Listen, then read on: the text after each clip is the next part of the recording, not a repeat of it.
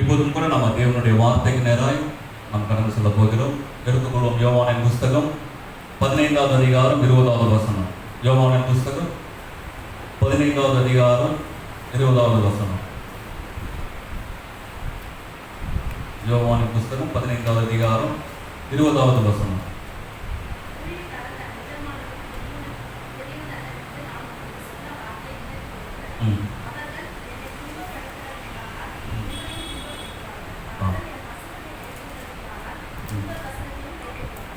கண்களை மூடி சிரிப்போம்.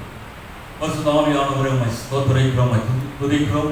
இந்த காலவேளையில் கூட உங்களுடைய வார்த்தைக்கு நேரம் எங்களை நாங்கள் திருப்புகிறோம். ஆண்டவரே, ஆவியானவருடைய கரத்தில் இந்த நேரத்தை முற்றிலுமாய் நாங்கள் அர்ப்பணித்து சிரிக்கிறோம். லார்ட், நீர் எங்களோடு கூட பேசுவீராக. நீர் பேசும்படியாய் உங்களுடைய கரத்தில் இந்த நேரத்தை நாங்கள் அர்ப்பணித்து சிரிக்கிறோம். எல்லா தடைகளும் விலகுவதாக உங்களுடைய பிரசன்னத்துக்குள்ளாய் உங்களுடைய வார்த்தையை கேட்க கிருபை செய்யும், ஆசீர்வதியும். இயேசுவின் நாமத்தில் சிரிக்கிறோம் எங்கள் ஜீவனுள்ள நல்ல பிதாவே, ஆமென். இந்த இடத்துல இப்படியா ஒரு காரியம் உண்டு. ஆண்டவர் இப்படியா கேஸ் பண்றாரு. ஊழியக்காரன் தன் எஜமானிலும் பெரியவன் அல்லவென்று நான் உங்களுக்கு சொன்ன வார்த்தையை நினைத்துக் கொள்ளுங்கள். அவர்கள் என்னை துன்பப்படுத்தினதுண்டானால் உங்களையும் துன்பப்படுத்துவார்கள். வேதம் சொல்லுகிறது இப்படியா. இன்னைக்கு நம்ம அநேக நேரத்தில் நினைக்கிற கிறிஸ்தவர்கள் என்று சொல்லும்போது எல்லாம் நல்லாவே நடக்கும், எல்லாம் சரியா இருக்கும், நம்மளாம் கஷ்டமே வராது, துயரங்கள் வராது, பாடுகள் வராது, எல்லாம் பெஸ்டா இருக்கும். ஆண்டவர் சொல்லும்போது சொன்னார், உங்களுக்கு உபத்திரங்கள் இந்த உலகத்தில் உண்டு, ஆனாலும் திகழ் கொள்ளுங்கள், நான் உலகத்தை செய்தேன் என்று சொல்லி ஆண்டவர் சொல்லியிருக்கிறார். கிறிஸ்தவர்களாக இருப்போமே, ஆனால் அவரை துன்பப்படுத்தினார்னு சொன்னால் நம்மளையும் என்ன பண்ணுவாங்க, ஜனங்க துன்பப்படுத்துவாங்க. அவர் அடித்தாங்கன்னு சொன்னால் நம்மளையும் அடிப்பாங்க. அவர்களை இயேசுவை அவமானப்படுத்துறது உண்டானால் நம்மளையும் 4 பேர் அவமானப்படுத்துவாங்க. நமக்கு அவர் எஜமானா இருக்கிறாரு, குருவா இருக்கிறாரு. அவருடைய லைஃப்ல என்னெல்லாம் நடந்ததோ அதான் சொல்றாரு. ஊழியக்காரன் தன் எஜமானிலும் பெரியவன் அல்லவென்று நான் உங்களுக்கு சொன்ன வார்த்தை நினைத்துக் கொள்ளுங்கள். அவர்கள் என்னை துன்பப்படுத்துவது உண்டானால், என்னை கேவலப்படுத்துவது உண்டானால், என்னை அசிங்கப்படுத்துவது உண்டானால், என்னை நிக்க வச்சு கேள்வி கேட்டது உண்டானால், உங்க லைஃப்லயும் அது நடக்கும், நம்முடைய லைஃப்லயும் அது நடக்கும் சொல்லிட்டு ஆண்டவர் சொல்லுகிறார். ஆண்டவர் சொல்லும்போது சொல்றாரு, என்னை நினைத்துக் கொள்ளுங்கள். இந்த காலவேளையில் கூட அதை நான் சொல்ல விரும்புகிறேன். துன்பங்கள் வரும்பொழுது, துயரங்கள் வரும்பொழுது, சில நேரத்தில் கஷ்டத்தின் பாதையில் கடந்து செல்ல நேரிடும் பொழுது, சில அவமானங்களை சந்திக்கும் பொழுது, சில நேரம் தலைமுடிய வேண்டிய சூழ்நிலைகள் சில நேரத்தில் வரும். சில நேரத்தில் அப்பெல்லாம் என்ன பண்ணலாம்? சோர்ந்து போயிடலாமா? வேதம் என்ன சொல்லுதுன்னா, நீங்க வேதத்தை வாசித்து பார்த்தீங்கன்னா, நம்ம அந்த நேரத்தில் அவரை நினைத்துக் கொள்ள வேண்டுமா? யார் நினைக்கணும்? அவரை. ஏன்னா என்ன மாதிரி அவரும் அந்த வேதனையெல்லாம் அனுபவித்திருக்கிறாரு. அந்த பாடுகள் வழியால் அவர் கடந்து சென்றது வித்தம், அந்த வழியால் நம்ம கடந்து செல்ல நேரிடும் பொழுது நம்ம என்ன பண்ணணுமா? வேதம் நம்ம கற்று தருகிறது, அவரை நினைத்துக் கொள்ளுங்கள். காரணம், அவரும் அந்த வழியை கடந்து போன நிமித்தம் நமக்கும் இப்படிப்பட்ட பாடுகளை கர்த்தர் அனுமதித்திருக்கிறார். அந்த வழியாக ஒருத்தன் கடந்து செல்லும் போது நிச்சயமா நாம் யாரை நினைத்துக் கொள்ள வேண்டும்? அந்த நேரத்தில் யார் நினைக்கணும்? அவரை நினைத்துக் கொள்ள வேண்டும். வேதனைகள் வாசித்து பார்த்தீங்கன்னா, எபிரேயர் புஸ்தகம் 12வது அதிகாரம் 3வது வசனத்துல, எபிரேயர் புஸ்தகம் 12வது அதிகாரம் 3வது வசனம்.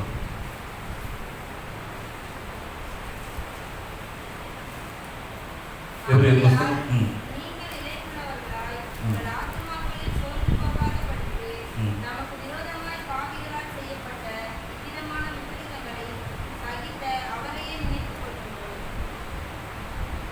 தமக்கு விரோதமாய் பாவிகளால் செய்யப்பட்ட இவ்விதமான விபரீதங்களை சகித்த, வேதம் சொல்லுகிறது, இவ்விதமான விபரீதங்களை சகித்த அவரையே நினைத்துக் கொள்ளுங்கள் அப்படின்னு சொல்லி நம்ம வேதத்தை வாசிக்கிறோம். நமக்காக எல்லாவற்றும் சகித்த, எத்தனையோ விபரீதங்களை சகித்த அவரையே நாம் நினைத்துக் கொள்ள வேண்டும் என்று சொல்லி நம்ம வேதம் நமக்கு கற்றுக் கொடுக்கிறது.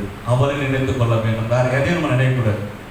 ஐயோ, நம்ம அது ஒரு கஷ்டம் வழியா போகும்போது நம்ம என்ன நினைக்கிறோம்னா, அடுத்து என்ன நடக்கும், இது ஆயிடுமா அது ஆயிடுமா. வேதத்தின் வழியில நம்ம பார்க்கும்போது நாம் முதல்ல நினைக்க வேண்டியது அவரை நினைத்துக் கொள்ள வேண்டும். அவரை நினைத்துக் கொள்ளும் போது பாருங்க, நம்முடைய லைஃப்ல நான் சொல்லுவேன், அவர் நினைக்கும் போது நமக்கு பலன் நிச்சயமாய் கிடைக்கும். அவரை நாம் நினைத்துக் கொள்ளும் போது நமக்கு தேவையான தைரியம் நிச்சயமாய் கிடைக்கும். அவரை நாம் நினைத்துக் கொள்ளும் போது நமக்கு தேவையான கிருபைகள் கிடைக்கும். அவரை நினைத்துக் கொள்ளும் போது பாருங்க, நமக்குள்ள ஒரு துணிச்சல் நிச்சயமாய் வரும். அல்லேலூயா. நம்ம அவரை நினைத்துக் கொள்ள வேண்டும். அதான் இன்னைக்கு நான் சொல்ல விரும்புகிறேன். அவரை நினைத்துக் கொள்ளுங்கள், அவரை நினைத்துக் கொள்ளுங்கள். அவரை மீறி ஒன்று நம்மளோட வாழ்க்கையில நடக்க போறது கிடையாது. கர்த்தர், நான் சொல்லுவேன், எப்பவுமே சொல்லுவேன், அவருடைய அனுமதி இல்லாமல் நம்முடைய தலையிலிருந்து ஒரு சின்ன முடி கூட கீழே விழாது. கட்டாயம் அது விழாது. அவர் அனுமதித்திடும் போது நாம் நினைத்துக் கொள்ள வேண்டியது, அவரை நாம் நினைத்துக் கொள்ளும் போது அந்த பாடுகளிலிருந்து, அந்த விபரீதங்களிலிருந்து, அந்த போராட்டத்திலிருந்து வெளிவர நிச்சயமாய் ஆண்டவர் உதவி செய்வார். அந்த மாற்றம் கிடையாது. நீதிமொழிகள் புத்தகம் 3:6 நீங்கள் வாசித்து பார்க்கும் பொழுது, உன் வழிகள் எல்லாம் அவரே நினைத்துக் கொள், அவர் உன் பாதைகளை செவைப்படுத்துவார் என்று வேதத்தில் வாசிக்கிறோம். நம்முடைய வழிகள் எல்லாம், நம்முடைய வாழ்க்கையில எல்லா பகுதியிலும் வேதம் சொல்லுகிறது, அவரையே நினைத்துக்கொள், அவரே நினைத்துக்கொள். வாழ்க்கை ஆசீர்வாதமா இருக்கும். அவர் வழி அவர் செவைப்படுத்துவார். நீ ஆசீர்வாதமா இருப்பார். நீ நினைத்துக் கொள்ள வேண்டியது அவரை மாத்திரம் நினைத்துக்கொள். அவர் தான் நம்மளோட சிந்தையில் அதிகமா இருக்கணும். இருக்கிற பிரச்சனை நம்ம என்ன பண்ணோம், அதிகமா நினைச்சிட்டு இருப்போம். ஐயோ இது ஆயிடுச்சு, அதாயிடுச்சு, அதை நினைக்காத. அவருக்கு தெரியும், என் வாயிலிருந்து சொல் பிளவாவதற்கு முன்பதாக அவர் அறிந்திருக்கிறார். அதற்கு எந்த மறுபடியும் சொல்ற எந்த சூழ்நிலை வழியாக கடந்து செல்ல நேரிட்டாலும் தகப்பன் அறிந்திருக்கிறார். அதன் மதியை நாம் நினைத்துக் கொள்ள வேண்டியது ஆண்டவராகிய இயேசு கிறிஸ்துவை மாத்திரம் நினைத்துக் கொள்ள வேண்டும். உபத்திரங்கள் வரும், கஷ்டங்கள் வரும், போராட்டங்கள் வரும், சில இழப்புகள் வரும், என்ன ஒன்றாலும் வந்தாலும் அதன் மதியில கர்த்தர் உங்களோட கூட இருக்கிறார். நீ அவரை நினைத்துக்கொள், அவர் நினைத்துக்கொள். சமாதான காரர் உன் நடுவில் இருக்கிறார், அவர் நினைத்துக்கொள். அவர் நினைத்துக் கொள்ளும் போது சமாதானம் வரும், சந்தோஷம் வரும், சூழ்நிலைகள் மாறும். எல்லாம் நான் சொல்ற நன்மைக்கு எதுவாய் முடிய ஆண்டவர் கிருபை செய்வார். எத்தனை விசுவாசிக்கிறீங்க? அல்லேலூயா. இதுதான் சுவிசேஷம். இதுதான் சுவிசேஷம். இன்னைக்கு சுவிசேஷம் சொல்லும் பொழுது சொல்ல விரும்புறேன். ஏன்னா இன்னைக்கு நிறைய பார்த்தீங்கன்னா அந்த மாதிரி பேசிட்டு இருக்கிறாங்க. கிருபைதான் சுவிசேஷம் சொல்றாங்க. நீங்க ஒன்று நீ கிருபைக்குள்ள வந்துட்டால் எல்லாம் வாழ்க்கை ஆண்டவர் செய்து முடித்தார், எதுவுமே செய்ய வேணாம், மன திரும்ப கூட வேணாம், பாவம் அறிய கூட செய்ய வேணாம், நீ அமைதியா இருக்கலாம், சந்தோஷமா இருக்கலாம், நீ என்ஜாய் பண்ணணும். காரணம் கர்த்தர் எல்லாவற்றும் சகித்து முடித்து விட்டார். அவர் எல்லா பாடுகளையும் அவர் அனுமதி அவர் ஏற்றுக்கொண்டார். நீ அதெல்லாம் ஏற்றுக்கொள்ள அவசியமே கிடையாது. இது பிரசங்கம், இதுதான் இன்னைக்கு பிரசங்கம். நீ ஆசீர்வாதமா இருப்ப, இதுதான் பிரசங்கம். ஆனால் வேதம் என்ன சொல்லுகிறது? வேதம் எதை சுவிசேஷமாய் சொல்லும்படிக்கு வேதம் சொல்லுகிறது. கிருபை என்பது வேற, அது சுவிசேஷமே கிடையாது. கிருபை என்பது கர்த்தர் நம்ம மேல அவர் வைத்திருக்கிற இரக்கம், அவர் பாராட்டுகிற தயவு, இதெல்லாம் அவருடைய கிருபை எல்லாம் வாழ முடியாது, இதெல்லாம் உண்டு. ஆனால் சுவிசேஷம் என்பது வேறு. யோசித்து பாருங்க, ஜீசஸ் கிரைஸ்ட் அவர் பேசினதுதான் உள்ளது சுவிசேஷம். அதுல இருந்து தான் எடுத்து பவுல் பேசினாரு. கொஞ்சம் அழகா, கொஞ்சம் புரியுற மாதிரி, விளங்குற மாதிரி சில காரியங்கள் சொல்லியிருப்பாரு. அவர் பேசினது எடுத்து தான் பேதுரு பிரசங்கம் பண்றாரு, யோவான், எல்லாருமே அவர் என்ன கொடுத்தாங்க அதுல இருந்து தான் எல்லாத்தையும் எடுத்து என்ன பண்ணாங்க. நீங்க ஜீசஸ் கிரைஸ்டுடைய வாயில எவ்வளவோ மெசேஜ் கொடுத்துருக்கிறார், எவ்வளவோ உபதேசங்களை கொடுத்திருக்கிறார், எவ்வளவோ கண்டம் பண்ணிருக்கிறார். ஆனா எந்த இடத்துல இந்த கிருபை என்ற வார்த்தை அவர் வாயிலுக்கு புறப்பட்டதே கிடையாது. நம்புறீங்களா? இந்த கிருபை என்ற வார்த்தை அவர் வாழ்ந்து வரவே இல்லை. எடுத்து வாசித்து பாருங்கள் எங்க ஒண்ணா. ஏன் அதையும் அவர் சொல்லல? ஏன் சொல்லல? அவரு கிருபைன்னு சொல்லியிருக்கலாம்ல. அப்பா நீ அவ்வளோ பேசினாரு. ஒரு மனுஷனுடைய மாற்றக்கூடிய பாவத்தை விட்டு மனம் திரும்புவது என்னென்னவோ பயங்கரமான பிரச்சனை, எத்தனை ஜனங்கள் ரட்சிக்கப்பட்டாங்க, விடுவிக்கப்பட்டாங்க. அற்புதம். ஒரு வார்த்தை கூட கிருபை என்ற வார்த்தை அவர் சொல்லியிருக்க கூடாது. ஆனா என்ன பண்ணாங்க, கிருபைதான் சுவிசேஷம் சொல்லிட்டாங்க. ஆனா ஆண்டவர் சுவிசேஷம் அறிவிக்கும் பொழுது கிருபை என்ற வார்த்தையை பயன்படுத்துகிறார். இதுதான் உண்மை. கிருபை வேணும், ஜனங்களுக்கு கிருபை வேணும். கிருபைனா ஜீசஸ் கிரைஸ்ட், கிருபையின் சத்தியமாய் அவர் வெளிப்பட்டாரு. நாம் வேதத்தை வாசிக்கிறோம். ஆனா உண்மையான சுவிசேஷம் என்பது வேறு. அல்லேலூயா. ஆமென்.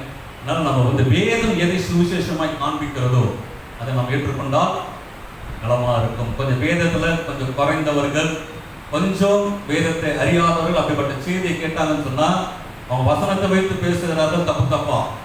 அவங்க நினைச்சுமா கரெக்டா இருக்குது, நமக்கு சூட்டபிள் ஆகும் அவங்க சொல்ற சத்தியங்கள், மேட்ச் ஆகிற மாதிரி நம்ம நல்லா இருக்கும். எவ்வளவு ஜனங்கள் உட்கார்ந்து கேட்கறான்றது வருத்தம். நம்ம ஜீசஸ் கிரைஸ்ட் சுவிசேஷத்தை பாருங்கள். நீ மனம் திரும்பு, நீ மனம் திரும்பு, துக்கப்படு, வேதனைப்படு, துயரப்படு, இருக்க சுத்தமா இரு. ஆண்டோடைய சுவிசேஷங்கள் இது இப்படியா இரு. அதுதான் ஆண்டோடைய சுவிசேஷம். மாதிரி இன்னைக்கெல்லாம் பாத்தீங்கன்னா வேறையா அப்படியே மறைத்துட்டாங்க. எல்லாத்துக்கும் மேல ஒரு கிருபை என்ற வார்த்தை கொண்டு வந்து இதுதான் சுவிசேஷம் சொல்லிட்டு எனக்கு அறிவித்துக் கொண்டிருக்கிறது. மிகவும் வருத்தமான ஒரு காரியமா இருக்குது. அவங்களுக்கு தான் ஏன் இந்த வேதம் தெரியலன்னு தெரியல. நீங்க செபித்துக் கொள்ளுங்க. அந்த கிருபை பவுல் யூஸ் பண்ணார். எப்போ யூஸ் பண்ண நீங்க நல்லா வாசித்து பாருங்க. இந்த மகிமையின் சுவிசேஷத்தை பிரசங்கிக்கும்படியே இந்த கிருபை எனக்கு கொடுக்கப்பட்டிருக்கிறது. சொல்லுவாரு, நீங்க நல்லா வாசித்து பாருங்க இந்த பவுலுடைய நடவடிக்கைகள் தான். அந்த கிருபையை அவர் யூஸ் பண்ணுவார். எதுக்குன்னா அவருக்கு தேவையான பலத்தை பெற்றுக்கொண்டது, இந்த சுவிசேஷத்தை அறிவிப்பதற்கு இந்த டோர்ஸ் ஓபன் பண்ணதெல்லாம் அவருடைய கிருபையினாலே நாங்கள் செய்தோம். அவருடைய கிருபையினாலே இதெல்லாம் அவர் பேசுறார். கிருபை வைத்து அப்போஸ்தலர் தான் ஃபர்ஸ்ட் டைம்ல பவுல் ஆரம்பிக்கிறார் இந்த கிருபைன்ற வார்த்தையை. அப்ப நம்ம விலகி கொள்ளணும். இன்னைக்கு சுவிசேஷம்னா அவருடைய லைஃப்ல என்னெல்லாம் அவர் சந்திக்க நேரிட்டதோ துன்பங்கள் எல்லாம் நம்முடைய லைஃப்ல நடக்கும். அத மாற்றங்கள் இருக்காது. ஆனாலும் அதன் மத்தியிலே கர்த்தர் நம்மோடு கூட இருந்து அவர் நடத்துவார். அவரையே நீங்க நினைத்துக் கொள்ளுங்க. அவரையே நாம் நினைத்துக் கொள்ளும் போது பாருங்க, உண்மையாக நம்முடைய வாழ்க்கை ஆஸ்பதமா இருக்கும். அவர் நினைக்காம வேற யோசிச்சு நினைச்சுக்கிட்டவோ செயல்படும் போது தான் சில நேரத்தில் நம்ம எதிர்பார்த்த ரிசல்ட் கிடைக்க மாட்டேங்குது. நம்ம அவரை நினைத்துக் கொள்ளும் போது நான் சொல்றேன், உண்மையாகவே லைஃப்ல பெரிய மாற்றங்களை பார்க்க முடியும். நம்முடைய மூல மாற்றங்களை பார்க்க முடியும். நம்முடைய யோசனையில மாற்றத்தை ஏற்படுத்த முடியும். இந்த வாய் வார்த்தையில மாற்றங்களை பார்க்க முடியும். எப்போனா நாம் அவரை நினைத்துக் கொள்ளும் பொழுது. இந்த காலங்களிலும் கூட நினைத்துக் கொள்ளுங்கள் அப்படின்னு சொல்லிட்டு சில காரியங்களை உங்கள் மத்தியில் நான் பேச விரும்புகிறேன். நினைத்துக் கொள்ளுங்கள். வேதத்தில் யாரும் நினைத்துக் கொள்ளுங்கள் சொல்லிட்டு வேதத்தை போடப்பட்டிருக்கு. உங்களுக்கு ஏதாவது ஐடியா இருக்குதா? வேதத்துல யாரை நினைத்துக் கொள்ளுங்கள் அப்படின்னு சொல்லிட்டு நீங்க பாக்குறீங்க. ஃபெமிலியரான ஆள் தான் இருக்கிறாங்க. அவரு என்னபடி என்ன போல நீங்க வாழுங்கள், என்னை பின்பற்றுங்கள். அது சொல்லல. ஒரு கதாபாத்திரத்தை சொல்லுவாங்க வேதத்துல, லோத்தின் மனைவியை நினைத்துக் கொள்ளுங்க. அந்த மாதிரி கேட்ட வேற யாரு? நீ சொல்லிட்டீங்கன்னா உங்களுக்கு கிஃப்ட். நோவா இல்ல, சொல்லுங்க சும்மா. எல்லாருக்கும் தெரிஞ்சது லோத்தின் மனைவி நினைத்துக் கொள்ள. வேதத்திலேயே ஃபர்ஸ்ட் அந்த கதாபாத்திரத்தை நினைத்துக் கொள்ளுங்கள். அப்புறம் வசனம் வரணும். லோத்தின் மனைவி நினைத்துக் கொள்ளுங்கள் அப்படின்ட்டு வசனம் வரும். அதே மாதிரி வரணும். அதுதான் அவங்களுக்கு மேட்ச் ஆகும். நடந்தது போலவே அது இல்லை. புரியுது? சரி, நானே சொல்லிடுறேன். உபாகம புஸ்தகம் 29வது அதிகாரம் 4வது வசனம். உபாகம புஸ்தகம் 24வது அதிகாரம் 9வது வசனம்.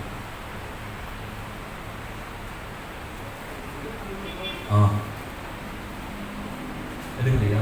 நீங்கள் எகிப்திலிருந்து புறப்பட்டு வருகிற வழியிலே உங்கள் தேவனாகிய கர்த்தர் மிரியாமுக்கு செய்ததை நினைத்துக் கொள்ளுங்கள்.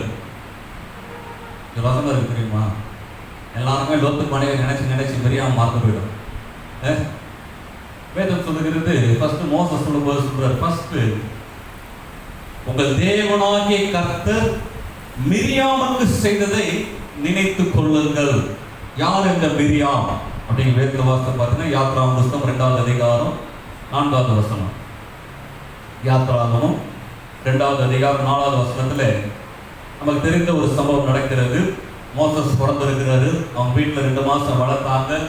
அதுக்கப்புறம் வளர்க்க முடியலன்னு சொல்லிட்டு நைல் நதியில கொண்டு போய் விடுறாங்க. அதான் அந்த பகுதி 2வது அதிகாரத்துல 4வது வசனங்கள் வாசித்து பார்க்கும் பொழுது அதற்கு என்ன சம்பவிக்கும் என்பதை அறியும்படி அதில் தமக்கை தூரத்தில் நின்று கொண்டிருந்தால், அந்த தமக்கை யாரு? மிரியாம். அப்ப நல்ல வளர்ந்த பிள்ளை. ஃபர்ஸ்ட் மிரியாம், செகண்ட் ஆரோன், 3வது மோசஸ். மிரியாம் பார்த்து எப்படி ஒரு 10 வயசு கிட்டத்தட்ட இருக்கணும். பார்க்குறா, ஐயோ நம்ம ஆத்தாசை தூக்கி வளர்த்தோமே, கொஞ்சமே 2 மாசம் வீட்டிலே இருக்க குழந்தையாச்சு. ஐயோ இப்போ அம்மா அங்கே விட்டு போறாங்களே. அவளுக்கு மனசு கிடையாது. தமக்கைக்கு மனசே கிடையாது விட்டுறதுக்கு. ஐயோ விட்டு போறாங்களே, அதுக்கு என்ன நடக்கும்னு சொல்லிட்டு அப்படியே இருந்து பார்த்துட்டு இருக்கிறா. நீங்க 7வது வருஷத்துல நீங்க வாசித்து பார்க்கும் பொழுது அப்போது அதன் தமக்கை பார்வோனின் குமாரத்தை நோக்கி, உமக்கு இந்த பிள்ளையை வளர்க்கும்படி எபிரேய ஸ்திரீகளில் பால் கொடுக்கிற ஒருத்தியை நான் போய் உம்மிடத்தில் அழைத்து கொண்டு வரட்டுமா என்றார். பாருங்க, அப்படியே பார்த்துட்டு இருக்கிற அந்த இடத்துல பார்வோன் குமாரத்தை வரா பார்க்குறாங்க, எடுக்கிறாங்க. உடனே அவர் தாமதம் பண்ணாமல் என்ன பண்ண போறாங்க? உடனே அவங்க எப்போ பார்த்தாலும் திடீர்னு முன்னாடி ஓடி போயிட்டு பேசுறா பாருங்க, பயப்படாம. இந்த பிள்ளையை வளர்க்கறதுக்கு நான் எபிரேய ஸ்திரீல ஒருத்தனை கொண்டு வரவா, பால் குடிக்கிற ஒரு அம்மா கொடுக்குற ஒரு அம்மாவை நான் கொண்டு வரவா, அவங்களும் சரி சொல்றாங்க. பேசுறது தான் அந்த இடத்துல ஒரு மாற்றங்கள், அவங்க அம்மாவையும் கொண்டு வந்து சேர்க்கிறா. இப்படி அந்த பிள்ளையை அதிகமாக நேசித்தவர் யாரு? இந்த மிரியாம், தன்னுடைய தம்பி. பாசம். நீங்க தொடர்ந்து வாசித்து பார்க்க இந்த மிரியாமை குறித்து யாத்ராம் புஸ்தகம் 15வது அதிகாரம் 20வது வசனத்தை நீங்கள் வாசித்து பார்க்கும் பொழுது வேதம் இப்படியா சொல்லுகிறது.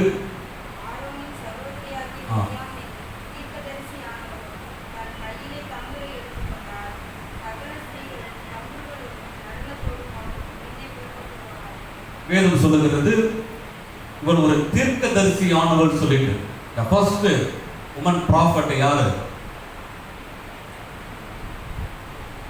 மேபி ரெண்டாவது ஆளுங்க. ஏன்னா ஒருத்தவங்க போய் விசாரிக்கிறாங்களே, யாக்கோபுடைய யாருக்கு பாக்கி ரெபேக்கா என்ன குழந்தை பிறக்கும், அப்போ சொல்றாங்க ஆண் குழந்தை பிறக்கும் அப்படின்னு சொல்லும்போது யாரோ தீர்க்கதரிசி என்னன்னு தெரியல. ஆனால் வேதத்தை நீங்க பார்த்து தீர்க்கதரிசி டைரக்டா டிக்ளேர் பண்ணது ஃபர்ஸ்ட் யாருன்னா மிரியாம். First woman prophet. தேவனாலே தீர்க்கதரிசி அபிஷேகம் பண்ணப்பட்ட ஒரு அம்மா தான் இந்த மிரியாம். ரொம்ப வைராக்கியமுள்ள ஒரு சிஸ்டரும். செங்கடலை கடந்த பிறகு யாரும் பாட்டெல்லாம் பாடுறாங்க, இந்த அம்மா பாட்டெல்லாம் பாடுறாங்க பயங்கரமா. அப்படியே கிட்டார் நான் வாசிக்கின்னு செங்கடலை பிறந்துட்டாரு, குதிரைகளை கவிழ்த்துட்டார், பயங்கரமான பாட்டெல்லாம் பாடுறாங்க. வாழ்க்கை வந்ததெல்லாம் ஆண்டவர் துதித்து பாடுகிற, தேவன் மேல வைராக்கியமாய் தேவனை நேசிக்கிற ஒரு மகளாய் காணப்படுகிறார் இந்த மிரியாம். ஆனால் வேதத்தை நீங்கள் வாசித்து பார்க்கும்போது என்ன புஸ்தகம் 12வது அதிகாரம் 1-2 வசனங்கள். என்ன புஸ்தகம் 12வது அதிகாரம் 1-2 வசனங்களை வாசித்து பார்க்கும்போது, எத்தியோப்பியா தேசத்து ஸ்திரியை மோசே விவாகம் பண்ணியிருந்தபடியினால் மிரியாமும் ஆரோனும் அவன் விவாகம் பண்ணின எத்தியோப்பியா தேசத்து ஸ்திரியின் மித்தம் அவனுக்கு விரோதமாக பேசி, கர்த்தர் மோசையை கொண்டு மாத்திரம் பேசினாரோ, எங்களை கொண்டு பேசினதில்லையோ என்றார்கள். கர்த்தர் அதை கேட்டார். அவங்க பண்ண பெரிய தப்பு என்னன்னு கேட்டீங்கன்னா, மோசைக்கு விரோதமாக அவங்க பேசுறாங்க. அவர்கிட்ட மட்டும் தான் கடவுள் பேசினாரா, எங்ககிட்ட பேசலையா? நாமளும் தீர்க்கதரிசி தானே, எங்கள் மூலமாய் அவர் பேசலையா? அப்படி இருக்கும்போது அவர் கொஞ்சம் தாழ்த்தி கொஞ்சம் மட்ட தட்டி பேசினதை கர்த்தர் கேட்டார். நல்லா கவனிக்கணும். கர்த்தர் அதை கேட்டார். கர்த்தர் அதை கேட்டார். நீங்க 4வது வசனத்தை நீங்கள் வாசித்து பார்த்தீங்கன்னா, சடுதியிலே ஒரு வார்த்தை உண்டு. சடுதியிலே திடீர்னு கர்த்தர் மோசையும் ஆரோனையும் மிரியாமை நோக்கி, நீங்கள் 3 பேரும் ஆசாரிப்பு கூடாரத்துக்கு புறப்பட்டு வாங்கள் என்றார். 3 பேரும் போனார்கள். வந்துட்டார் ஆண்டவர். சடுதியிலே திடீர்னு அந்த இடத்துல வந்துட்டார். எப்போ? மோசஸ் விரோதமாய் அவர்கள் தங்களுடைய வாயை திறந்த நிமித்தம். ஆண்டவர் வந்து சும்மா வைக்கணும் பண்றது கிடையாது, அமைதியாக இருக்கிறது கிடையாது. அவங்க எப்படி மோசஸ் விரோதமாய் பேசலாம்? ஆண்டவர் பாருங்க 8வது வசனத்தை இப்படியா கேட்கிறாரு. சொல்றாரு, நான் அவனுடனே மறைப்பொருளாக அல்ல முகமாகவும் பிரத்யட்சமாகவும் பேசுகிறேன். அவன் கர்த்தரின் சாயலை காண்கிறான். இப்படி இருக்க நீங்கள் என் தாசனாகிய மோசைக்கு விரோதமாய் பேச உங்களுக்கு பழமில்லாமற் போனதுன்னு உங்களுக்கு எப்படி இந்த தைரியம் வந்துச்சு? உங்களுக்கு எப்படி இந்த துணிச்சல் வரலாம்? எப்படி மோசஸ் விரோதமாக நீங்க பேசலாம் என்று சொல்லி ஆண்டவர் வைராக்கியம் பாராட்டுறது எப்படி பயமில்லாமல் போச்சு உங்களுக்கு? உங்களுக்கு எப்படி இந்த துணிச்சல் வந்து, எப்படி உங்களுக்கு தைரியம் வந்து மோசஸ்க்கு விரோதமாக நான் அபிஷேகம் பண்ணின என் தாசனாகிய மோசஸ்க்கு விரோதமாக உங்களுடைய வாயை திறப்பதற்கு உங்களுக்கு யார் அதிகாரம் கொடுத்தது? யார் உங்களுக்கு இந்த துணிச்சலை கொடுத்தது? உங்களுக்கு எப்படி இந்த பயம் இல்லாமல் போய்விட்டு என்று சொல்லி ஆண்டவர் 2 பேர் நிக்க வைத்து ஆண்டவர் கேள்வி கேட்கிறார். அவங்க இது கொஞ்சம் கூட எதிர்பார்க்கவில்லை, இப்படி நடக்கும்னு சொல்லிட்டு. அவங்க எதிர்பார்க்கவே இல்லை இப்படி ஒரு காரியம் நடக்கும், நம் விரோதமா பேசிட்டு சொன்னா கர்த்தர் எழுந்தருளுவார், கர்த்தர் எழுந்து நியாயம் செய்வார் என்று சொல்லி அவங்களுக்கு தெரியாது. அவங்க நினைச்சிட்டாங்க மோசஸ் நம்ம தம்பி தானே, நான் தூக்கி எடுத்த தம்பி தானே, நான் வளர்த்திருக்கிறேன், அவன் தூக்கி எடுத்திருக்கிறேன், எனக்கு இல்லாத உரிமையா என் தம்பி மேல? ஒரு வேலை மிரியாம் நினைச்சிருக்கலாம், எனக்கு இல்லாத உரிமையா என் தம்பி மேல? ஒரே ரத்தம், எனக்கு அதிகாரம் கிடையாதா திட்டுறதுக்கு? எனக்கு பேசுறதுக்கு அதிகாரம் கிடையாதா? அவனுக்காக எவ்வளவு பாடலாம் பட்டிருக்கிறேன் தெரியுமா? மிரியாம் போல இருதயம் ஒரு வேலை இருக்கலாம், அதிகாரம் இல்லையா எனக்கு? நான் இப்படிலாம் கஷ்டப்பட்டிருப்பான் அவனுக்காக. ஆனா அவன் நினைச்சு கூட பாருங்கல, அவங்க சற்றும் எதிர்பார்க்கவில்லை இப்படி நடக்கும்னு சொல்லிட்டு. ஆனா ஆண்டவர் வந்து வைராக்கியம் பாராட்டுகிறவர். அல்லேலூயா. ஆனால் அமைதியாக இருக்க மாட்டார். அவர் அமைதியாக இருக்கிறதே கிடையாது. அவன் யாராக இருந்தாலும், தீர்க்கதரிசியாக இருந்தாலும், அந்த அம்மா யாராக இருந்தாலும், எடுத்து வளர்த்திருந்தாலும், எப்போ ஆண்டவர் ஒரு மனுஷனை அபிஷேகம் பண்ணியிருக்கும் பொழுது, நல்லா கவனித்து கொள்ளுங்கள், ஆண்டவர் ஒரு மனுஷனை அபிஷேகம் பண்ணியிருக்கும் பொழுது அந்த மனுஷனுக்கு விரோதமாக யார் பேசினாலும், அது அவன் அம்மா பேசினாலும் சரி, எடுத்து வளர்த்த அப்பா பேசினாலும் சரி, அவன் தங்கச்சி தம்பி யார் பேசினாலும் ஆண்டவர் அமைதியாக இருக்க மாட்டார். காரணம், என்னைக்கு அந்த மனுஷனை ஆண்டவர் ஆர்டைன் பண்றாரோ, என்னைக்கு அபிஷேகம் பண்றாரோ, அன்னைக்கு முற்றிலுமாய் அந்த ஆள் அவருக்கு சொந்தமாய் மாறி இருக்காரு. அவருக்கு தான் அந்த மனுஷன் சொந்தம், அவருக்கு தான் சகல அதிகாரமும் அந்த மனுஷன் மேல உண்டு. பெற்று எடுத்திருந்தாலும் சரி, வளர்த்திருந்தாலும் சரி, தூக்கி எடுத்திருந்தாலும் சரி, ஊட்டி இருந்தாலும் சரி, அந்த மனுஷன் மேல சகல அதிகாரமும் தேவனுக்கு தான் உண்டு. அந்த மனுஷனுக்கு விரோதமா ஒருத்தர் வாயை திறந்தால் ஆண்டவர் அமைதியா இருக்க முடியாது. மோசஸ் மன்னிக்கலாம், மோசஸ் பரவாயில்ல, ஆண்டவர் போய் கதறலாம், ஆண்டவரை மன்னிச்சிடுங்கப்பா, அவ தெரியாம பேசிட்டா, நீ கவர்னர் மோசஸ். ஒரு பேசுறார், ஒரு மனுஷன், ஒரு தகப்பன் தன் பிள்ளையோட மூஞ்சில காரை துப்பினது உண்டானால், இந்த வார்த்தை பாருங்க, காரை துப்பினது, அவ்வளவு கோபம் ஆண்டவருக்கு. ஆண்டவர் பேசுறாரு இந்த மாதிரி வார்த்தை யூஸ் பண்ணி. ஒரு மனுஷன், ஒரு அப்பா தன்னுடைய பிள்ளையை பார்த்து காரை துப்பினது உண்டானால் அவள் தனியா இருக்கணும். ஜெபம் கேட்கப்பட மாட்டேங்குது பாருங்க. மோசஸுடைய ஜெபம் கேட்கப்படலையா? இந்த இடத்துல கேட்கப்படல. நினைவு ஜெபம் கேட்கப்படும். ஆனா இந்த இடத்துல பாருங்க, தனக்கு விரோதமாய் பேசுற ஒருத்தருக்காக இது பண்ணிக்கும் பொழுது ஆண்டவர் சொல்றார், நோ, முடியாது. எப்படி அந்த தைரியம் வந்துச்சு? ஆண்டவர் வந்து அமைதியாக இருக்கிறது கிடையாது. அல்லேலூயா. அவன் ஜாக்கிரதையா இருக்கணும். மறுபடியும் சொல்றேன், மிரியாமை நினைத்துக் கொள்ளுங்கள். உங்க தேவனாகிய கர்த்தர் மிரியாமுக்கு செய்ததை நினைத்துக் கொள்ளுங்கள். இன்னைக்கெல்லாம் நம்ம அநேக நேரத்தை என்ன பண்றோம்னா, யாரை ஆண்டவர் அபிஷேகம் பண்ணிருக்கிறான்னு தெரியாது. நீங்க அபிஷேகம் பண்ணால கனம் பண்றது கடவுளை கனம் பண்றதுக்கு சமம். அதான், வேற எதுவும் கிடையாது. நீ அவனுக்கு விரோதமா நீ பேசுற, கடவுளுக்கு விரோதமா பேசுறன்னு அர்த்தம். அவனுக்கு விரோதமான வாயை திறந்தா நீ அவனுக்கு விரோதமா திறக்க, அவனை அனாய்ட் பண்ண என்ன நீ பேசுறன்னு அர்த்தம். நம்ம ஜாக்கிரதையா இருக்க வேண்டியது. அதனால நான் சொல்லுவேன், தப்பா பிரசங்கம் பண்றதை நானே சுட்டி காட்டுவேன். அது வேறு, தப்பா ஒருத்த பிரசங்கமான தப்புன்னு சுட்டி காட்டணும், அதை மாற்றம் கிடையாது வேதத்தின் அடிப்படையில். ஆனால் நம்ம ஜாக்கிரதா இருக்கும். தேவனாலே அபிஷேகம் பண்ணப்பட்ட எந்த ஊழியக்காரனா இருந்தாலும் அவர் விரோதமாய் எந்த மனுஷனையும் வாயை திறப்பது ஆண்டவருக்கு முற்றிலுமாய் பிடிக்காத ஒரு விஷயம். தேவ கோபம் பற்றி எரியும் என்பதை நினைத்துக் கொள்ளுங்கள். அவருடைய கோபம் பற்றி எரியும். அதை யாராலும் அணைக்க முடியாத அளவுக்கு ஒரு கோபம் வரும். என்ன அப்படி தெரியாம பேசிட்டேன், என்ன பேசிட்டேன், யோசிப்பது ஒண்ணு இருக்கு. ஆனால் ஆண்டவர் கோபப்படுறார். எப்படி வாயை திறந்த? அல்லேலூயா. சில பேர்லாம் இருப்பாங்க, நல்ல ஊழியக்காரன் பிள்ளை என்ன பண்ணுவாங்கன்னா மரியாதை தான் பேசுவான். பார்த்துக்கிறீங்களா?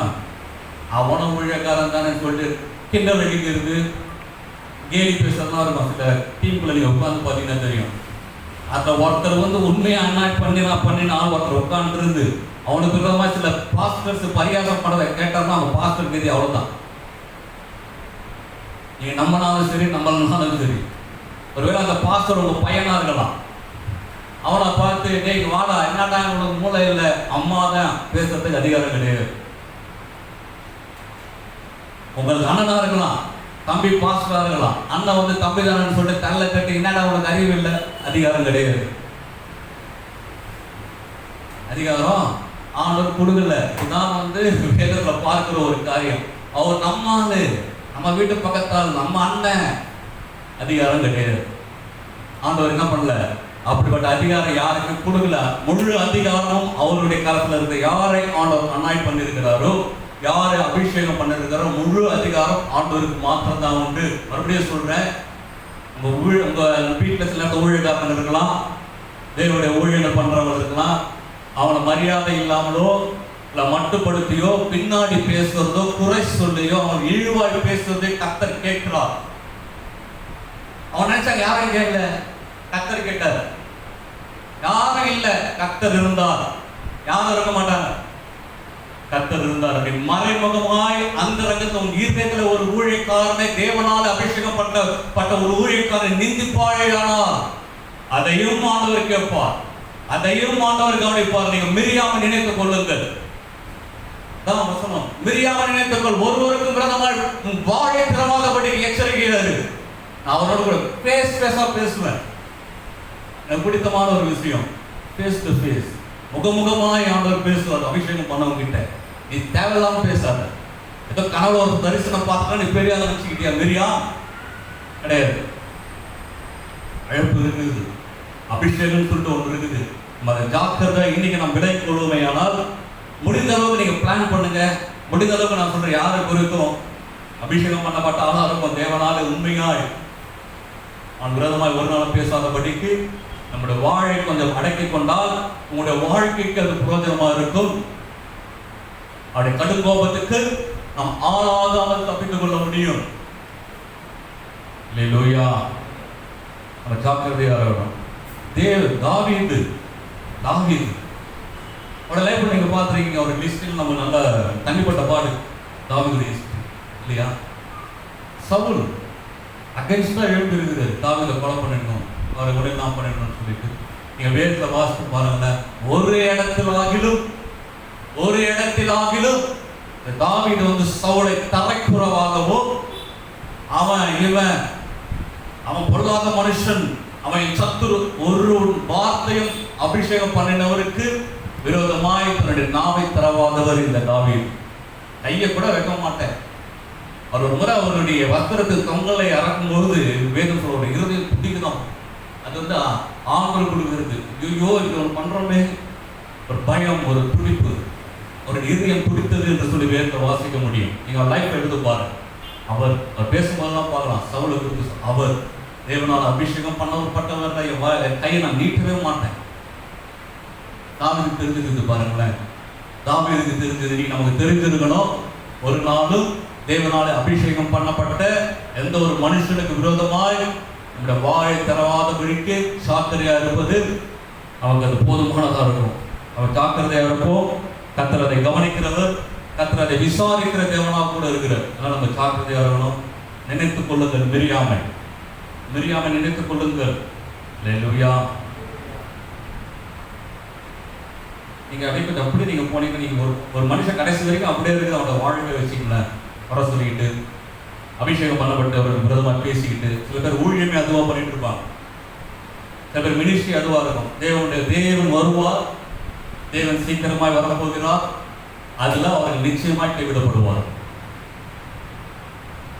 நோட் பண்ணிக்கிறது, கட்டாயமாய் அவர்கள் கைவிடப்பட்டுதான் ஆவார்கள். காரணம், அவன் நல்லா இருந்திருக்கலாம், பரிசுத்தமா இருந்திருக்கலாம், நல்ல மனம் திரும்பலாம். ஆனா இதுல அவங்க மனம் திரும்பாமல் அப்படியே நம்ம தான் கரெக்ட், மற்றவெல்லாம் தப்புன்னு சில பேர் இருக்கிறான். அப்படி இருக்கிறவங்கலாம் அவருடைய வருகளை கைவிடப்படுவதற்கு அதிகமான சாத்தியம் உண்டு. அதனால கொஞ்சம் நம்ம சாக்கிரதையா இருப்போம். மிரியாமை நாம் நினைத்துக் கொள்வோம். அல்லேலூயா. இரண்டாவது காரியம், லூக்கான் புஸ்தகம் 17வது அதிகாரம், லூக்கான் புஸ்தகம் 17வது அதிகாரம் 32வது வசனம்.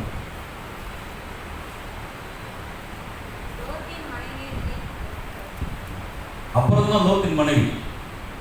இஷ்டப்படி பார்த்தா லோத்து ஃப்ரெண்ட்ல வந்தாலும் அவங்க நினைத்துக் கொள்ளுங்கள் என்று சொல்லி ஓல்ட் டெஸ்டமெண்ட்ல காணும். ஜீசஸ் கிரைஸ்ட் தான் சொல்றாரு, லோத்தின் மனைவியை நீங்கள் நினைத்துக் கொள்ளுங்கள். இந்த லோத்தின் மனைவி யார்? ஆதியாகமம் புஸ்தகம் 19வது அதிகாரம், ஆதியாகமம் புஸ்தகம் 19வது அதிகாரம் 22-23 நான் வாசிக்கிறேன். தெரிந்த ஒரு சம்பவம். தீவிரமாய் அங்கே ஓடி தப்பித்துக்கோள், நீ அங்கே போய் சேர மட்டும் நான் ஒன்றும் செய்யக்கூடாது என்றார். ஆகையால் அந்த ஊர் சோவார் எனப்பட்டது. லோத்து சோவாருக்குள் வரும்பொழுது பூமியின் மேல் சூரியன் உதித்தது என்று வேதத்தில் வாசிக்கிறோம். ஆண்டவர் தேவதூதர்களை அனுப்பி லோத்தையும் அவர் குடும்பத்தையும் அதிலிருந்து சோதம் குமாராப்பிலிருந்து வெளியே வரும்படிக்கு துரிதப்படுத்தி அவர் கொண்டு வராரு. சொல்றாரு, நீ மலை மேல போங்கப்பா, மலைக்கு ஓடி போங்க. இல்லை நான் முடியாது, இல்லை நான் பக்கத்துல இருக்கிற ஊருக்கு நான் போயிடுறேன். லோத் சொல்றாரு, அது சின்ன ஊர் தான், பக்கத்துல இருந்தாங்க, நான் அங்க போன நான் போயிச்சுப்போம் அப்படின்னு சொல்லும்போது நீங்க வாசிக்கும் போது கேட்டிருப்பீங்க, நீ அங்கே போய் சேரும் மட்டும் நான் ஒன்றும் செய்யக்கூடாது அப்படின்னு சொல்லிட்டு இந்த இடத்துல போடப்படுகிறதை வாசிக்கிறோம். அவங்க கடந்து போறாங்க. அவங்க அங்க போய் சேர்ந்த பிறகு, ஆயிட்ட பிறகு, அப்பொழுது கர்த்தர் சோதோமின் மேலும் 24வது வசனம், சோதோமின் மேலும் குமாராவின் மேலும் கர்த்தராலே வானத்திலிருந்து கந்தகத்தையும் அக்னியும் வர்ஷிக்க பண்ணி அந்த பட்டணங்களையும் அந்த சமபூமி அனைத்தையும் அந்த பட்டணங்களின் எல்லா குடிகளையும் பூமியின் பயிரையும் அழித்து போட்டார். அவன் மனைவியோ பின்னிட்டு பார்த்து உப்பு தூண் ஆனால் என்று வேதத்தில் வாசிக்கிறோம். அவங்க அப்படியே ஓடி போக திரும்பி பார்த்து உப்பு தூண் ஆயிட்டா அப்படின்னு சில நேரத்தில் நம்மளும் யூஸ் தருகிறோம். ஆனால் நீங்கள் வேதத்தை சரியாக நம்ம பார்க்கும் பொழுது அவர் சொல்லிட்டாங்க, டிக்ளேர் பண்ணிட்டாங்க, நீ அங்கே போய் சேர்ற வரைக்கும் நாங்கள் இதில் வந்து அழிக்க மாட்டோம், ஒன்றும் செய்யக்கூடாது. அவங்க கிட்டத்தட்ட அங்கே போயிட்டாங்க. போன பிறகுதான் வானத்திலிருந்து அக்னி கந்தகம் பொழிகிறது. அந்த இடமே சாம்பலாகும் போது அந்த அம்மா என்ன பண்ணிட்டாங்க, திரும்பி பார்த்தாங்க. நீ சேர வேண்டிய இடத்துக்கு வந்துட்ட பிறகு நீ திரும்பி பார்க்காத லோத்தின் மனைவியை நினைத்துக்கொள். நீ எங்க வந்து சேரணும் அங்க சரியா சேஃபான இடத்துக்கு நீ வந்த பிறகு நீ பழைய நினைச்சு பாக்குற, அங்க எப்படி இருக்குது, அங்க என்ன நடக்குது, அங்க இருந்தா எப்படி இருக்கும், சில காரியங்களை விட்டு வந்துட்டோமே. அவன் வேதம் சொல்லுகிறது, ஜீசஸ் கிரைஸ்ட் சொல்லும்போது சொல்றாரு, லோத்தின் மனைவி நினைத்துக் கொள்வது. நீ சேஃபான இடத்துக்கு ஜீசஸ் கிரைஸ்டுக்குள்ள உன் வாழ்க்கை வந்துட்ட பிறகு, கிறிஸ்துவுக்குள்ள நீ வந்துட்ட பிறகு மீண்டும் பழைய வாழ்க்கை நீ திரும்பி பார்க்காதுன்னு சொல்லிட்டு ஆண்டவர் சொல்ல விரும்புகிறார். நீ என்னைக்கு நீ சரியான இடத்துல சேஃபான இடத்துக்குள்ள உன் வாழ்க்கை வந்து விடுத்து என்னைக்கு எதற்காக மறுபடியும் திரும்பி பார்க்கல, அங்க என்ன நடந்துச்சு, நம்ம அங்க இருந்தா எப்படி இருந்திருப்போம், பழைய வாழ்க்கைக்குள்ள போனா எப்படி இருக்கும், அதை திரும்பி பார்க்க கூடாது. பழைய வாழ்க்கைக்குள்ள போன எண்ணம் உனக்குள்ள வரவே கூடாது. லோத்தின் மனைவி நினைத்துக்கொள் ஆண்டவர் பேசுறாரு. பழசுக்குள்ள நீ ஒரு நாளும் உன் தலைமுறை திரும்ப கூடாது, உன் யோசனை கூட அந்த பக்கம் திரும்ப கூடாதுன்னு சொல்லி ஆண்டவர் போதிக்கிறார். ஒருவேளை நம்ம சேஃபான இடத்துல வந்த மாதிரி இருக்கலாம், ஆனா இருதயம் வரல. சரீரம் வந்துச்சு சேஃபான இடத்துக்கு, ஆனா என்ன பண்ணல, இருதயம் வந்து அந்த சேஃபான இடத்துக்கு வர முடியல. பாருங்க, லோத்தின் மனைவி நினைத்து கொள்ள வேண்டும். நானும் அங்க வரணும், என் இருதயம் அங்க இருக்கணும். சில பேர் வந்து கிறிஸ்துக்குள்ள வருவாங்க, எல்லாம் நடக்கும், சேஃபான இடத்துல வந்த மாதிரி இருப்பாங்க. சேஃபான இடத்துக்கு இல்ல. கிறிஸ்துக்குள்ள வரவங்க சேஃபான இடத்துல இருக்கிறாங்க நினைச்சுக்காதீங்க தயவு செய்து. என்னைக்கு அவங்களோட இருதயம் அங்க வருதோ, அவங்க இருதயம் என்னைக்கு சேஃபான இடத்துல வருதோ அப்போதான் அவங்க சேஃபா இருக்கிறாங்க. அந்த இடத்துல நம்முடைய இருதயம் வந்துச்சுன்னு சொன்னா நம்ம சேஃப். எப்போ அது சேஃப்? பழைய வாழ்க்கைக்குள்ளாய் நான் திரும்பி பார்க்க போறது கிடையாது. பழைய வாழ்க்கையை திரும்பி பார்க்காத பார்த்தோம் வாழ்க்கை நட்டமாயிடும், உப்பு தூண் ஆயிடுவார், வாழ்க்கை முடிஞ்சிடும். பழைய வாழ்க்கைக்கு நீ போகாது. அதுதான் லூக்கால ஆண்டவர் சொல்லும்போது சொல்ற, லூக்கா புத்தகம் 17வது அதிகாரத்துல லூக் சாப்டர் 17:32 நீங்க வாசித்து பார்க்கும் பொழுது என்ன போட்டிருக்கிறது, லோத்தின் மனைவியை நினைத்துக் கொள்ளுங்கள். நீங்க அப்படியே நீங்க தொடர்ந்து நீங்கள் வாசித்து பார்த்தீங்கன்னா லூக்கா புத்தகம் 17வது அதிகாரத்துல தொடர்ந்து வாசித்து பார்க்கும் பொழுது ஆண்டவர் சொல்றாரு, கடைசி வசனத்துல நீங்கள் வாசித்து பார்த்தீங்கன்னா, அவர்கள் அவருக்கு பிரதியுத்தரமாக எங்கே ஆண்டவரே என்றார்கள். அதற்கு அவர், பின்னம் எங்கேயோ அங்கே கழுகுகள் வந்து கூடும் என்றார். பின்னம் எங்க இருக்குதோ அங்கதான் கழுகும். இருதயம் எங்க இருக்குதோ அங்கதான் நீ இருக்கிறன்னு அர்த்தம். அல்லேலூயா. பின்னம் எங்க இருக்குதோ அந்த கழுகுதான், அந்த கழுகு இருக்கும். உன் இருதயத்தை அங்க வச்சுட்டு நீங்க இருந்தா நீங்க இல்லை, நீ அங்கதான் இருக்கிற. லோத்தின் மனைவியை நினைத்துக் கொள்ளுங்கள். ஒரு நாளும் பழைய வாழ்க்கை, பழைய ஆராதனை, பழைய சிந்தை, பழைய நட்பு, பழைய ஆராதனைகள், பழைய வாழ்க்கை, பழைய ஜென்ம சுபாவங்களுக்குள்ள ஒரு மனுஷன் இருந்திருக்கலாம். என்னைக்கு இந்த இடத்துக்கு வந்துட்டானோ, என்னைக்கு நீ வர வேண்டிய இடத்துக்கு வந்துட்டு மீண்டுமா நீ பழைய வாழ்க்கை நீ போவே கூடாது என்று சொல்லிதான் ஆண்டவர் எதிர்பார்க்கிறார். லோத்தின் மனைவியை நினைத்துக் கொள்ளுங்கள். காரணம், ஆண்டவர் வரப்போகிறார். ஆண்டவர் ரகசிய வருகையில அடுத்த ரகசிய வருகை தான். ஆண்டவர் வரும்போது யாரெல்லாம் ஆயத்தமா இருக்கிறார்களோ அவர்கள் எடுத்துக் கொள்ளப்படுவார்கள், ஆயத்தம் இல்லாதவர்கள் கைவிடப்படுவார்கள். இன்னைக்கு நான் ஆயத்தமா இல்லை என்று சொன்னால் நிச்சயமாய் கைவிடப்படுவேன். என்னுடைய சுபாவங்கள் மாறல, மனம் திரும்ப வேண்டிய காரியம் இன்னும் மனம் திரும்பாமல் அப்படியே இருப்போமே என்று சொன்னால் ஆண்டவர் வரும்போது அவருடைய வருகையை நாம் எதிர்கொண்டு போக முடியாது. இதெல்லாம் தடுத்து நிற்கும், காலை பூச்சி விழுந்துரும். நீ போன நினைச்சாலும் முடியாது. வேத வாசம் பாருங்க, லூக்கா புத்தகம் 17வது அதிகாரத்துல 31வது வசனத்துல, அந்நாட்களிலே வீட்டின் மேல் இருப்பவன் வீட்டுக்குள் தன் பண்டைகள் எடுத்துக்கொண்டு போக இறங்காமல் இருக்க கடவுள். நீ வீட்டு மேல வீட்டுக்குள்ள வரணும் பார்க்காத. என்னைக்கு எப்போது எக்காலம் சத்தம் துணிக்கணும். ஆண்டவர் எப்போ மேலே வாருங்கள் என்று ஆண்டவர் சொல்லுகிறார். அப்படி யோசிக்கவே கூடாது. ஐயோ, வீட்டில் என் குழந்தை பார்த்துட்டு இருக்கிற மாதிரி இருக்க, வீட்டில் எங்க அம்மா, உன் யோசனை எல்லாம் ஆண்டவரை நான் பார்க்க போகிறேன். ஆண்டவர் குறித்து உன்னுடைய மைண்ட் எல்லாம் அப்படிதான் இருக்கணும். ஆண்டவர் மாத்திரம் இருக்கணும். அந்த நேரத்தில் ஒரு சிந்தை பழசுக்கு கீழே இறங்கி அதை எடுக்கலாம் இதை எடுக்கலாம் கூடாது. அதான் ஆண்டவர் சொல்றாரு, கூடாது. வாழையில் இருக்கிறியா, நீ பின்னிட்டு திரும்பாமல் இருக்க கடவன். லோத்தின் மனைவி நினைத்துக் கொள்ளுங்கள், நீ திரும்பி பாப்பா என்று சொன்னார். தேவன் ஒரு பொழுது கைவிடப்பட்டவர்களாக இருப்போம். அது எவ்வளவு பெரிய ஒரு மோசமான ஒரு நிலைமை என்று யோசித்து பாருங்கள். திரும்பி பார்க்காத, பழைய வாழ்க்கைக்குள்ள திரும்பி பார்க்காத. கலாத்தியர் புஸ்தகம் 4வது அதிகாரம் 8-9 வசனத்தை வாசித்து பாருங்கள். கலாத்தியர் புஸ்தகம் 4வது அதிகாரம் 8-9.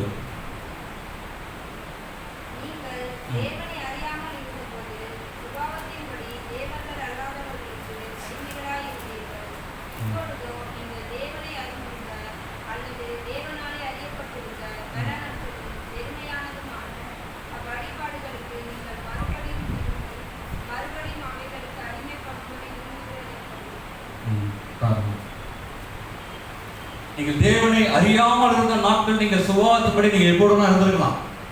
தேவன் அறியாத நாட்கள் நீங்க எப்படினா இருந்திருக்கலாம். ஆனா என்னைக்கு நீங்க தேவனை நீங்கள் அறிய வேண்டிய பிரகாரம் அறிந்து கொண்டீர்களோ, அதுக்கப்புறம் நீங்கள் மறுபடியும் அவைகளுக்கு அடிமை இல்லாதபடிக்கு விரும்புகிறது எப்படி? மறுபடியும் அதுக்குள்ள நீங்க அதுக்குள்ள போய் அடிமை ஆகணும் என்ற விருப்பம் உங்களுக்குள்ள வரக்கூடாது. எப்படி வரும்? வரக்கூடாது என்று சொல்லி போல் சொல்லுகிறார். என்னைக்கு ஒரு மனுஷன் கிறிஸ்துக்குள்ள வரணும், புதிய சிஷ்டியாய் மாறி இருக்கணும், பழவெல்லாம் ஒழுது போகணும், எல்லாம் புதிதாய் மாறட்டும் என்று சொல்லி அல்லவா போல் சொல்றாரு.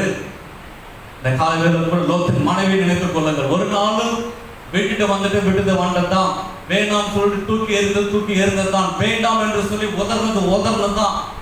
வீட்டுமாய் ஒரு நாளும் இந்த பழைய வாழ்க்கைக்குள்ளோ, பழைய சுபாவத்துக்குள்ளோ, பழைய ஆராதனைக்குள்ளோ, பழைய அடிமைத்தனத்துக்குள்ளோ ஒரு நாளும் போகாதபடிக்கு இன்றைக்கு நம்முடைய இந்த கிறிஸ்துவ ஜீவியத்தை யாரெல்லாம் காத்துக் கொள்கிறார்களோ பரிசுத்த ஆவியானவர் மூலமாய் அவர்கள் எடுத்துக் கொள்ளப்படுவார்கள். திரும்பி பார்க்காதிருங்கள், திரும்பி பார்க்காதீங்க. எதையுமே திரும்பி பார்க்க சூழ்நிலை வரலாம், சின்ன திரும்பி பார்க்கிற சூழ்நிலை வரலாம், உலகம் முன்னாடி நீங்களாம். கர்த்தரை நினைத்துக் கொள்ளுங்கள். அதான் முன்னாடியே சொன்ன, இயேசுவை நினைத்துக் கொள்ளுங்கள், அவரை நினைத்துக் கொள்ளுங்கள். அல்லேலூயா. திரும்பி பார்க்காதிருங்கள் என்று சொல்லி வேதத்தில் நமக்கு சொல்லப்படுகிறது. கடைசியாக ஒரு காரியத்தை சொல்லி நான் முடிக்க விரும்புகிறேன். 2 ராஜாக்கள் புஸ்தகம் 1 ராஜாக்கள் புஸ்தகம் 19வது அதிகாரம் 1 ராஜாக்கள் புஸ்தகம் 19வது அதிகாரம் 19வது வசனம்.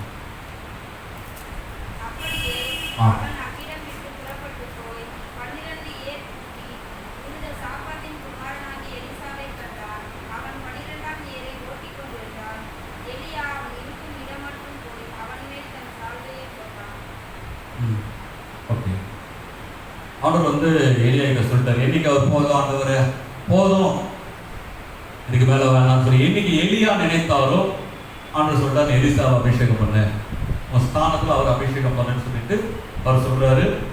எலியா எலிசா திரும்பி போகும்போது அவர் ஒர்க் பண்ணிட்டு இருக்கிறாரு. அவர் என்ன பண்ணார்னா, அவர் மேல் இருந்த தன் சால்வையை அவர் மேல போட்டார். நல்லா கவனிச்சிங்க, வேற எதுவும் பண்ணல, ஒன்றும் பண்ணல. எலிசாவை பார்த்தாரு, கிட்ட போறாரு, வேலை செஞ்சுறாரு, தன்னுடைய சால்வை எடுத்து எலிசா மேல போட்டார். அவர் புரிந்து கொண்டார். அவர் சொல்றார், நீங்க தொடர்ந்து வாசித்து பார்த்தீங்கன்னா 20வது வசனத்துல 19-20, அப்போது அவன் மாடுகளை விட்டு எலியாவின் பிறகே ஓடி, நான் என் தகப்பனையும் என் தாயை முத்தம் செய்ய உத்தரவு கொடும், அதற்கு பின் உம்மை பின் தொடருவேன் என்றான். அதற்கு அவன் போய் திரும்பி வா, நான் உனக்கு செய்ததை நினைத்துக் கொள்கின்றான். பாருங்க, எலியா பாருங்களேன், அவர் பயங்கர அப்பன் டப்பான ஆள் இருப்பார். ஒண்ணுமே பேசல. அவர் போனாரு, தன் மேல இருந்த சாவியை போட்டு அர்பான் பாரு, எதுக்கு வந்தீங்க? எல்லாத்திற்கு தெரியும் எலிசா, எதுக்கு வந்தீங்க எலியா?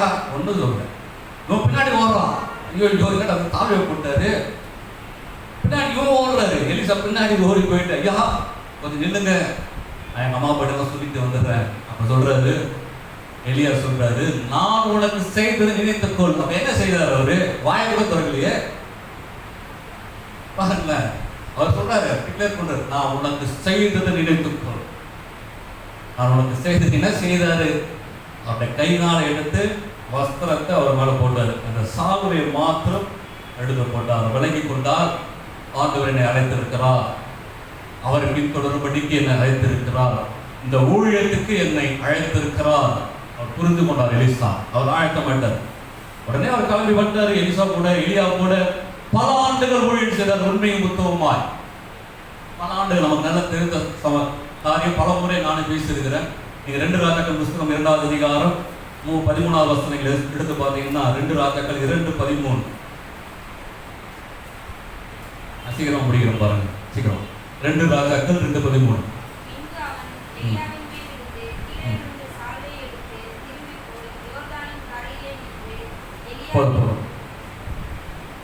இதுக்கு முன்னாடி நடந்த சம்பவம் நமக்கு தெரியும்.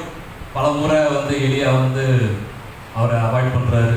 இவர் கேட்கிறாரு. கடைசி அவர் கேட்கிறாரு, இவர் கேட்கிறாரு, சொல்றாரு எனக்கு முகமாக இருக்கிற ஆவியின் வரங்கள் கண்டிப்பாக வேணும் அப்படின்னு சொல்றாரு. சரி, நான் எடுத்துக்கொள்ளும் போது நீ பார்த்தவன கிடைக்கும்னு சொல்றாரு. அதே மாதிரி அக்னி வருது, அக்னி ஃபயர் வருது. 2 பேரும் பிரிக்கிறதுக்கு ஃபயர் நம்ம என்ன பண்ணோம், கண்ணம் பிடிப்போம். கத்தர் என்னென்னவோ பண்ணுவார். 2 பேரையும் பிரிக்கிறதுக்கு என்ன வரல, மாடு வரல, குதிரை வரல, ஃபயர் அக்னி ரதம்.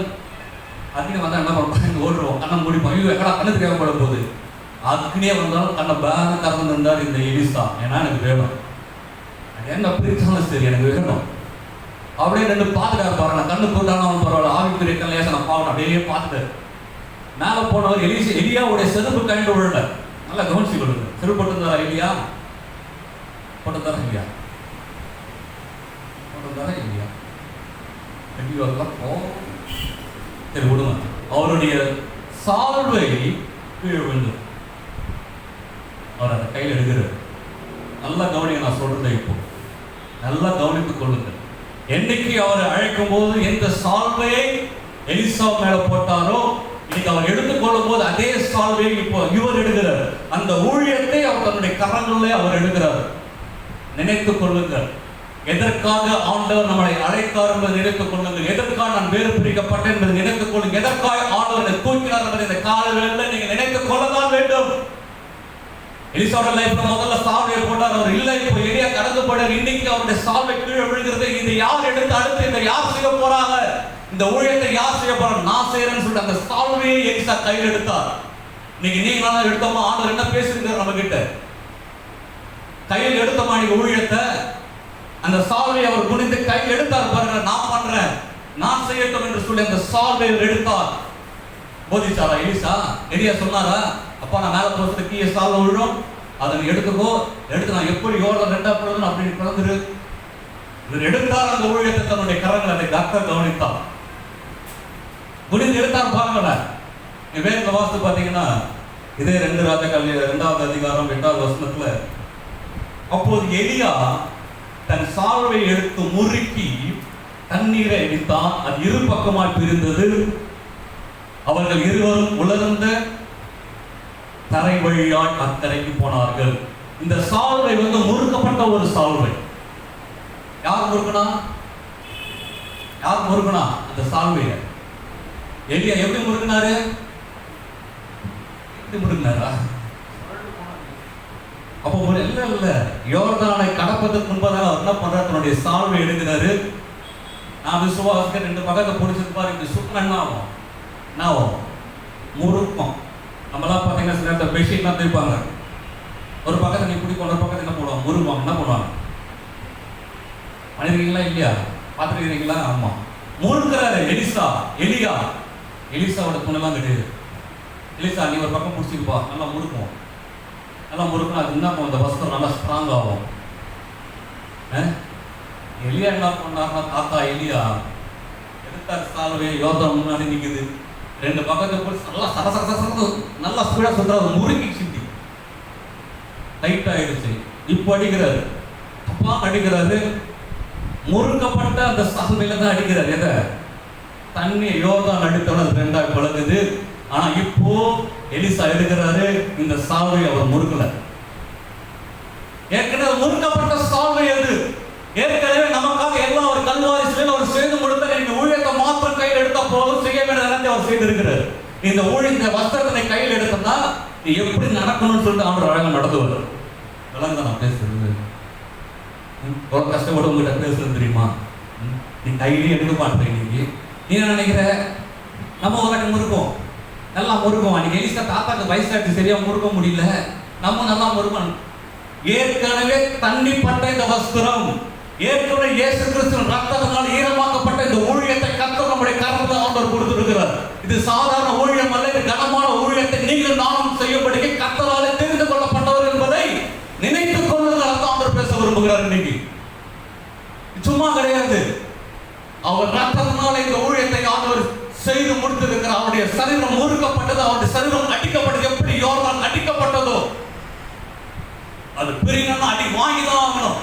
ஊழியத்துக்கு ஆண்டவர் பிரித்து எடுத்தார், அவர் அடி வாங்கிதான் ஆகணும். சும்மா கிடையாது. அந்த சரீரம், அந்த வஸ்திரம் ஈரமாக்கப்பட்ட ஒரு வஸ்திரம், அது அப்படியே முருகன மாதிரி தான் இருக்குது. இப்போ அவர் எடுத்து மறுபடியும் முறுக்கணும் அவசியம் கிடையாது. கையில மாத்திரம் எடுத்து, அதை தான் ஆண்டவர் எதிர்பார்க்குது. நீ பிரயாசம் பண்ணணும், கையில் எடுப்பா. முதல்ல நீ கையில் எடுக்கிறதுக்கே சோம்பேறி இருக்க இன்னைக்கு செய்வதற்கு முடியல. சாக்கு போக சொல்லிட்டு இருக்கிற இன்னைக்கு நாம கிறிஸ்தவர்கள் சொன்னா எப்படி யோசித்து பாருங்க. எப்படி உன்னை அழைத்திருக்கிறார் ஆண்டவர். விசுவாசிகள் இருக்கிற எல்லாரையும் ஆண்டவர் ஏதோ ஒரு நோக்கத்தோடு கூட ஆண்டவர் அழைத்திருக்கிறார், பேர் சொல்லி இருக்கிறார். தயவு செய்து அதை நினைத்துக் கொள்ளுங்கள், தயவா நினைத்துக் கொள்ளுங்கள். கர்த்தர் ஏதோ ஒரு நோக்கத்தோடு தான் கர்த்தர் உங்களை அழைத்திருக்கிறார். இன்னைக்கு அந்த நினைவே இல்லை. அடுத்து எந்த வேலைக்கு போலாம், எவ்வளவு சம்பாதிக்கலாம், இப்படிப்பட்ட நினைவோடு கூட ஓடிக்கொண்டிருக்கிற உங்களை பார்த்து தான் ஆண்டவர் பேசுகிறார். நினைத்துக்கொள், நினைத்துக்கொள். இதை விட்டு எவ்வளவுதான் போனாலும் விட முடியாது. உன்னால சாக்கிரதையா எலிசாவுக்கு புரிஞ்சிடுச்சு. அவர் என்னைக்கு அதை எடுத்தாரோ, முறுக்கப்பட்ட என்னைக்கு கையில் எடுத்தாரோ, அவர் மாத்திரம் எடுக்காம யோர்தான் முன்னெடுத்த எப்படி பிரித்திருப்பாரு, எப்படி பிரித்திருப்பாரு? அடைக்க கடந்து நடந்து போயிட்டு இருப்பார். அதே வசனத்தை அடிச்சாரு, பிரிந்தது. ஒரு கணம் வந்தது. ஊழியத்தில் ஆண்டவர் சரியாய் நேர்த்தியாய் ஆண்டவர் எடுத்து பயன்படுத்தினார். இன்னைக்கு நினைத்துக் கொள்ளுங்கள், கர்த்தர் நம்மளை அழைத்திருக்கிறார், கர்த்தர் முன்குறித்திருக்கிறார். இந்த ஊழியத்துக்கு ஏதோ ஒரு காரியத்தை நீ செய்ய வேண்டும் என்று சொல்லி, அது பெரிய ஊழியம், சின்ன ஊழியம் எதுவானா இருக்கட்டும், ஏதோ ஒரு காரியமா இருக்கட்டும், நீ செய்ய வேண்டும் என்று சொல்லி சில காரியங்களை கர்த்தர் உன்னை கொண்டு செய்யணும் சொல்லிட்டு சில காரியங்களை வைத்திருப்பார், பேசி இருப்பார், சொல்லி இருப்பார், இடைப்பட்டிருப்பார், உணர்த்தி இருப்பார். இன்னைக்கு நீ அதை நினைத்துக் கொள்வாயே, ஆனால் கைவிடப்பட மாட்டேன். ஊழியம் செய்யாத ஆளு ஒருத்தரை ஆண்டவர் முன் குறிச்சிருக்கிறாரு. இந்த ஊழியத்திற்கு ஜீவன் இருக்கும் போது அதை செய்து முடிக்கணும்னு சொல்லிட்டு ஆண்டவர் பேசியிருக்கிறாரு. அவர் கேம்பஸா விட்டாரு. நாளைக்கு பார்த்தா இன்னைக்கு பார்த்தா வயசு பாட்டு ஏற்கனவே போவோம், வயசு கம்மியாக ஏற்கனவே போவோம். 30, 40, 50, 60 மண்டையை போட வேண்டியதுதான். ஒருத்தன் ஊழியம் செய்யாமல் கர்த்தருடைய அழைப்பை நிறைவேற்றாமல் அதில் இறங்கி வேலை செய்யாமல் ஒருத்தன் பரவாயில்ல போட முடியுமா? அவர் சொன்ன வேலையை ஒருத்தர் செய்யாமல் அங்கே போய் நின்ற முடியுமா? ஆர்டர் முன்னாடி நிற்க முடியுமா? நியாயத்திற்கு ஆண்டவர் கொடுப்பார், நியாயம் செய்வார் ஆண்டவர். சும்மா நான் பரவாயில்லப்பா விடு, தெரியும் நீ வர பிள்ளைக்கு உடம்பு சரியில்லாம் போயிடுச்சு, உனக்கு வேலை இருந்துச்சு, அதனால காக்கவே ஆண்டவர் சொல்லியிருக்கிறாரா? செய்யும்படி சொல்லியிருக்கிறாரா? நினைத்துக்கொள். இன்னைக்கு போக முடியாது. என்ன நினைச்சிட்டு இருக்கீங்க? ஓடிலாம் நினைக்கிறீங்களா? நான் கரெக்டாக இருந்தேன், உண்மையா இருந்தேன், நல்லா சாப்பிட்டேன், திருவிருந்து எடுத்தேன், நான் தன்னை என்ன நான் காத்து கொண்டேன். வேதத்தில் ஆண்டவர் ஒருத்தருக்கு 5 தாளந்து கொடுக்குறாரு ஊழியத்துக்கு, ஒருத்தருக்கு 2 தாளந்து கொடுக்குறாரு ஊழியத்துக்கு, ஒருத்தருக்கு 1 தாளந்து கொடுக்குறாரு ஊழியத்துக்கு வச்சுக்குப்பான்னு சொல்லிட்டு 5 ஊழியத்தை பயன்படுத்தினா 2 ஊழியத்தை ஒருத்த என்ன பண்ண 1 தாளந்து கொடுத்தாரு. அவருடைய கெப்பாசிட்டி அவ்வளவுதான். அவர் என்ன பண்ணாரு? எஜமானத்துல உண்மையா இருக்கணும், கரெக்டா இருக்கணும், பக்கத்து வச்சார். ஆண்டவர் கணக்கு கேட்கிற நாள் ஒன்று வந்தது. முன்னாடி என்னப்பா பண்ண? ஒரு ஆண்டவர் மாதிரி பேசுறாரு, உதச்சி வச்சிருக்கிறேன், வெயிட் பண்ணுங்க, நான் அழகா எடுத்துக்கிறேன், நீங்க எப்படி கொடுத்தீங்களோ அப்படியே கொடுக்குறேன்.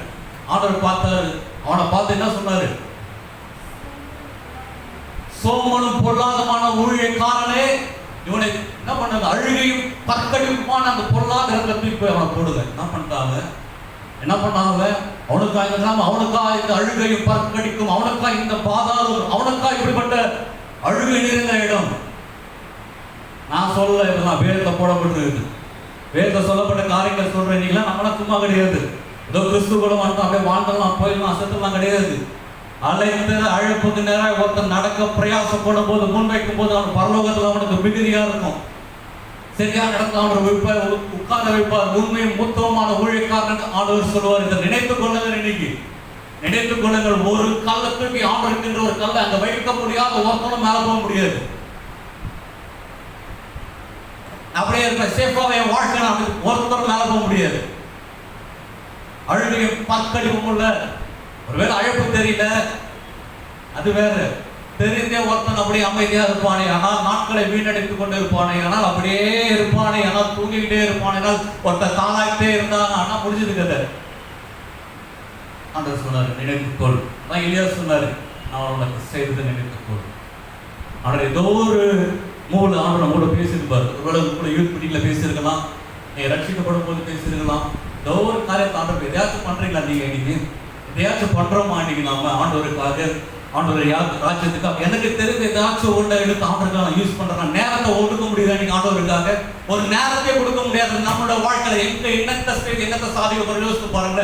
ஒரு ஆத்மா கிட்ட போய் சுவிசேஷம் சொல்ல முடியல, ஆத்மாவுக்காக இன்னைக்கு ஆண்டவர் தான் கதற முடியல, கண்ணீர் வடிக்க முடியல. ஆத்மா பார்வை இல்லாத நம்மளாம் இன்னைக்கு முடிவு செய்து இன்னைக்கு பரலோக ராஜ்யத்துக்கு திறனாக ஒரு ஒன்றும் கிடையாது, முடியாது பாருங்களேன். இன்னைக்கு நம்ம கூட வரணும், ஒரு உணர்வு வரணும். இன்னைக்கு உணர்வற்ற கிறிஸ்துவ வாழ்க்கை வாழ்வது வீணும், வீணது.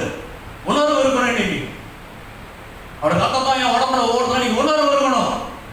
உணர்வு இல்லாத ரொம்ப கஷ்டம். நினைத்துக் கொள்ளுங்கள், மிரியாம நினைத்துக் கொள்ளும். இன்னைக்கு லோத்தின் மனைவி நினைத்துக் கொள்ளுங்கள்.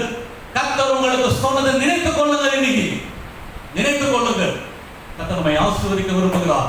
அவருடைய வருகையை நீங்கள் நான் எதிர்கொண்டு போக ஆண்டவர் விரும்புகிறார். நீங்க வரணும், என் பிள்ளை ஒருத்தர் கைவிடப்படக்கூடாதுன்னு சொல்லிட்டு ஆண்டவர் விரும்புகிறார். அதற்காக ஆண்டவர் நம்மோடு கூட பேசிக் கொண்டிருக்கிறார். நம்ம சாக்கடை உணர்வு இருக்கும்.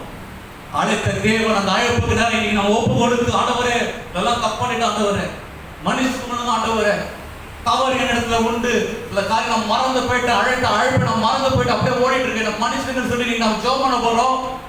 நாம் விசுவாசி சபத்தை கேட்டு நம்முடைய வாழ்க்கையில மாற்றங்களை ஏற்படுத்தணும். நாம மாறிதான் ஆக வேண்டும். மாற்றத்துக்குள்ளதான் இன்னைக்கு ஒவ்வொரு கிறிஸ்தவனும் காணப்படுறேன். மாறுகிறவன் பிழைத்துக் கொள்வான், மாறாதவன் அப்படியே இருப்பான். மாறு அர்ப்பணிக்கிறவன் ஆண்டவர் வரும்போது எடுத்துக்கொள்ளப்படுவான். அர்ப்பணிக்காத கடின இருதயம் உள்ளவன், கடின கழுத்துள்ளவன் கைவிடப்பட்டு போவான். எல்லாரும் எழுந்து கூட கண்களை மூடி ஒரு 2 நிமிடம் செபித்து நாம் முடிப்போம்.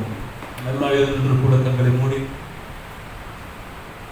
எல்லாம் கண்களை மூடி ஆண்டவர் நம்முடைய கண்கள் நேராக கொண்டு வந்து பக்கத்தில் யாரும் கண் பார்க்காம நீங்க ஜெபம் பண்ண போறீங்க. நீங்க ஜெபம் பண்ணுங்க. ஒருவேளை நம்மளோட வாய் ஒருவேளை சரியில்லாம இருக்கலாம், யாரை பார்த்தாலும் குறை இருந்திருக்கலாம், யாரை பார்த்தாலும் ஒரு மாதிரி பின்னாடி பேசிட்டு இருக்கலாம். அதான் ஆண்டவர் சொன்னாரு, மிரியாமுக்கு கர்த்தர் செய்து நினைத்துக் கொள்ளுங்கள் என்று மோசையின் மூலமாய் வேதத்தில் எழுதப்பட்டிருக்கிறது. நினைத்துக் கொள்ளுங்கள். ஒருவேளை அப்படிப்பட்ட சுபாவம் ஒருவேளை நமக்குள்ள இருக்குமே ஆனால், தேவனால் அபிஷேகம் பண்ணப்பட்டவர்களை கிள்ளுக்கிறியாய் பார்த்திருப்போமே ஆனால், மரியாதை இல்லாமல் பேசியிருப்போமே ஆனால், தலைக்குருவாய் நம்ம டிக்ளேர் பண்ணியிருப்போமே ஆனால், பரிகாசம் செய்திருப்போமே ஆனால், இன்னைக்கு ஆண்டவர் சமூகத்துல இறக்கத்துக்காக இருக்கும்போது கர்த்தர் தகப்பன் பிள்ளைக்கு இறங்குவது நிச்சயமாய் ஆண்டவர் இறங்குவார். அவருடைய இதயத்தை பார்க்கிற தேவன் ஒருவேளை விளக்கு செய்திருக்கலாம். இனி ஆண்டவர் நான் இப்படிப்பட்ட தவறை செய்யக்கூடாது என்று சொல்லி அவனுடைய சமூகத்தில் நீங்கள் நான் செபிக்கும் போது கர்த்தர் அந்த ஜெபத்தை நிச்சயமாய் கேட்பார். அந்த ஜெபத்தை ஆண்டவர் அங்கீகரிப்பார். நீங்க தான் பேசணும் ஆண்டவர் கிட்ட. நீங்க வாய் திறந்து சொல்லணும், ஆண்டவரே அம்மாப்பா நான் தப்பு பண்ணியிருக்கிறேன், பேசி இருக்கிறேன், என்னுடைய துணிச்சலை, என்னுடைய துணிகரத்தை, பயமில்லாமல் என்னோட வாயை திறந்ததை தயவா இன்னைக்கு நீர் என்னை மன்னிச்சோன்னு சொல்லிட்டு யாரெல்லாம் உடைய இருதயம் ஆண்டவருக்கு நேராக திரும்பப்படுகிறதோ கர்த்தர் அதை கவனித்து நமக்கு இறங்குவார். லோத்தின் மனைவி நினைத்துக் கொண்டு கிறிஸ்துக்குள்ள வந்துட்டு சரியான இடத்துல ஆண்டவனை வைத்திருக்கும் பொழுது, சரியான இடத்துல உட்கார்ந்து இருக்கும் போது இன்னைக்கு நான் பழைய வாழ்க்கை, பழைய ஆராதனை, பழைய நண்பர்கள், பழைய சுபாவங்கள், பழையதுக்குள்ளாய் இன்னைக்கு உன் இருதயம் போகாதபடி நீ காத்துக்கொள்ளும். காத்துக்கொள்ளு. இன்னைக்கு நீ ஒப்பு தூணா போயிடக்கூடாது. உதவியற்ற ஒரு மனுஷன் நின்றக்கூடாது. நீ கைவிடப்பட்ட ஒரு மனுஷன் நின்றக்கூடாது என்று சொல்லி ஆண்டவர் பேசுகிறார். லோத்தின் மனைவி நினைத்துக் கொள்ளுங்க. வரலாம் சில நேரத்தில் பல எனக்கு வர மாறுங்க. கிறிஸ்துவுக்குள்ளாய் அவர் எடுத்து சிலுவையில் நீங்க ஆணை அடிச்சுன்னு சொல்லிட்டு போல் பேசுறது வரும். எழுப்பிட்டு வரும்போது அப்படியே அதை எடுத்து சிலுவையில நீங்கள் ஆணை அடிக்க பழகி கொள்ளும் பொழுது வரும் எழுப்போம். அப்படியே கிறிஸ்துவை நினைத்து அந்த காரியத்தை இயேசு இயேசுவின் நாமத்தினால் சிலுவையிலே அறைகிறேன் என்று சொல்லி அவைகளை அறிக்கை செய்யும் போது பாருங்க, எல்லா படையையும் மேற்கொள்ள முடியும். முடியும் முடியும் முடியும் பாவங்களை மேற்கொள்ள முடியாது அப்படின்னு சொல்லி வேதத்தில் அழுத்தமாய் போடப்பட்டிருக்கிறது. லோத்தின் மனைவி நினைத்துக் கொள்ளும், ஒரு நாளும் பழைய வாழ்க்கை நான் போக மாட்டாண்டவரே, வேலை இன்னைக்கு வேலை நான் அப்படியே இருக்கிற பழைய வாழ்க்கையில் இருப்பேன்னா இன்னைக்கு நீங்க மனம் திரும்பி ஆண்டுகளப்பா நான் வரேன், பழசை விட்டுற விரும்புகிறேன், பழைய காரியத்தை நான் போக விரும்பல, பழைய எண்ணத்துக்குள்ள நான் போக விரும்பல, பழைய சுபாவத்துக்குள்ள நான் போக விரும்பல, பழைய பாவத்துக்குள்ள நான் மீண்டும் வாழ விரும்பல ஆண்டவரே, யார் என்னை காத்துக்கொள்ளும், நான் உண்மை முன்பாக வைத்து நான் நடக்க விரும்புகிறேன், சிலுவையை முன்பாக வைத்து நான் நடக்கட்டும், உலகத்தை நான் பின்னுக்கு தள்ளிட்டு உண்மை முன்பாக நடக்க, உண்மை முன்பாக வைத்து நடக்க இன்னைக்கு நான் அர்ப்பணிக்கிறேன் என்று சொல்லி நீங்க செபிக்கும் போது பாருங்க, கர்த்தர் உங்களுக்கு உதவி செய்வார். கர்த்தருடைய இதயத்தில் மாற்றங்களை அவர் ஏற்படுத்த அவரால் முடியும். உங்களுடைய சிந்தையத்தோடு அவரால் முடியும், அவரால் எல்லாம் முடியும். அவரை மாற்ற இந்த காலங்களில் சுகத்தோடு கூட நீங்கள் அவரை புரிந்து கொள்ள இருக்கிறீங்க. கடைசி ஆண்டவர் சொன்னாரு, நான் உன்னை தெரிந்து கொண்டதை நினைத்துக்கோ, எதற்காக நான் பிரித்தெடுத்தேனோ அதை நினைத்துக்கோ, எதற்காக உன்னை நான் வேறு பிரித்தேனோ அதை நினைத்துக்கொள், எதற்காக உன் சந்ததியிலே உன்னை நான் தெரிந்து கொண்டேனோ அதனை நிச்சயமா நினைத்துக்கொள். இன்னைக்கு சும்மா உன்னை தெரிந்து கொள்ள, உனக்கு தெரியும் எதற்காக என்னை ஆண்டவர் எடுத்தார், எதற்காக பிரித்தெடுத்தார், நன்கு தெரிந்தோம். இன்னைக்கு நீ கணத்துல போட்ட கணமா இருப்பாய், ஆனால் தேவன் பொறுத்து பார்ப்பாரு, பொறுத்து பார்ப்பார். வேற ஒருத்தர் எழுதிடுவார், சாக்கிரதையா இன்னைக்கு அப்பா நீங்க அழைச்சிருக்கிறீங்க ஆண்டவரே, நீங்க அழைக்கப்பட்ட ஓட்டத்துக்கு நான் ஓட இன்னைக்கு நான் அர்ப்பணித்து செபிக்கிறேன், அழைப்புக்கு நேரம் நீர் என்னை நடத்தும் என்று சொல்லி இன்னைக்கு நான் என்னை ஓட உடைய பாதத்துக்குள்ளாய், உடைய பாதத்துல எங்களை நாங்கள் தாழ்த்தி செபிக்கிறோம். நீங்க தான் பாயங்களுக்கு எல்லாம், நீங்க தான் பாயங்களுக்கு எல்லாம். அது ஒரு நாளும் நாங்கள் மறவாதபடிக்கு அப்பா நீ கிருபை செய்யும், நீர் ஆசீர்வதியும். இந்த காலையில் கூட இருக்கிற ஒவ்வொருவரையும் நீங்க ஆசீர்வதிக்கணும். தேவனுடைய கரம் அதிகமா இருக்கணும். இருக்கிற ஒவ்வொரு பிள்ளைகளும் உமக்குள்ளாய் வளர்ந்த தேர்ந்த பிள்ளைகளை வளரும்படி லார்ட் நீங்க ஒவ்வொரு நீங்க ஆசீர்வதிங்கப்பா, ஒவ்வொரு நீங்க பிளஸ் பண்ணுங்க. தேவனுடைய கரம் அதிகமாய், உடைய கிருபை அதிகமாய், உடைய அபிஷேகம் உடைய பிள்ளைகள் அதிகமாய் இருந்து லார்ட் நீங்க பிளஸ் பண்ணுங்க, நீங்க ஆசீர்வதிங்க.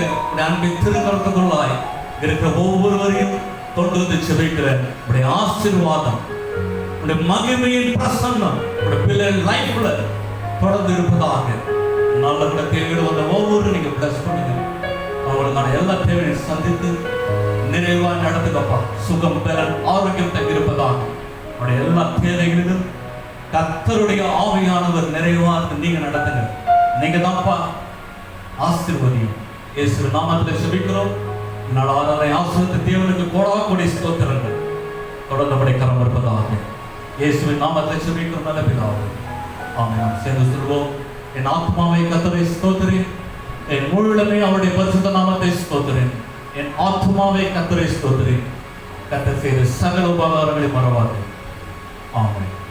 அந்த கர்த்தராகிய இயேசு கிறிஸ்துவின் கிருபையும் பிதாவாகிய தேவனுடைய அன்பும் பரிசுத்த ஆவியானவருடைய அன்பின் ஐக்கியம் இன்றைக்கும் சதா காலங்களுக்கும் நம் அனைவரோடு இருந்து வழி நடத்துவதாக. ஆமென்.